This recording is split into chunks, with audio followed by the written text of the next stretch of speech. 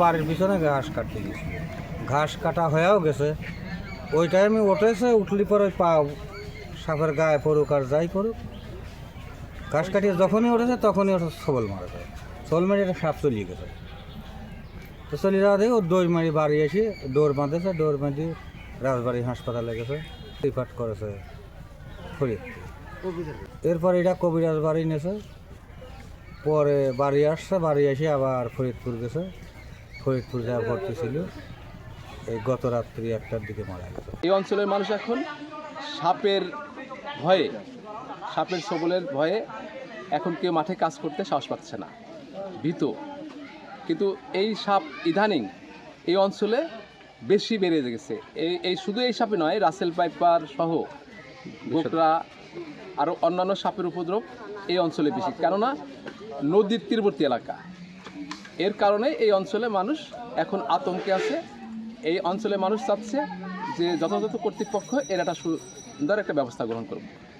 আমি গোসল করতে যাওয়া নদীতে, নদীর পরে বস্তার সাইডে দেখি রাসেল ভাইপার সাপ আপনার পেঁচায় রয়েছে, এবং এই সাপটা সহজে সরে যায় না, এটা এক জায়গায় স্থির থাকে এবং একটা সাউন্ড করে।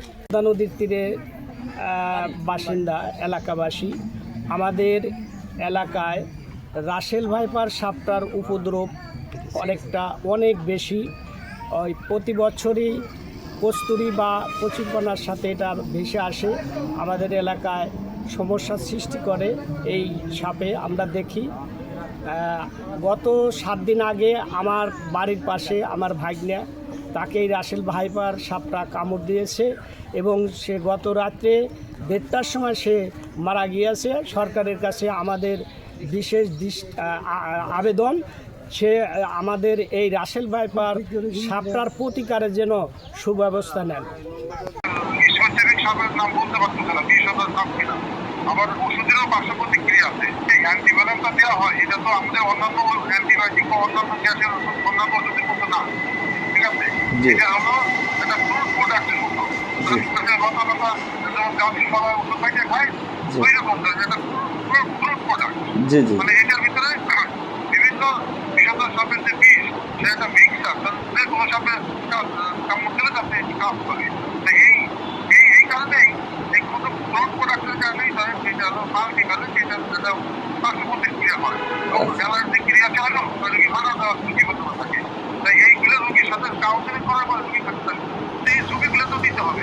কয় যে না আমার বিষধর সাপে কামড় দিলে না, আপনারা দিলেন, এখন এই ওষুধের দেওয়ার কারণে ওষুধ আসলে আমার রোগীটা খারাপ হয়ে গেল, মরে গেল, এর জন্য আপনি চাই, তাহলে তো ডাক্তার করে ঝুঁকি নেবে নাকি?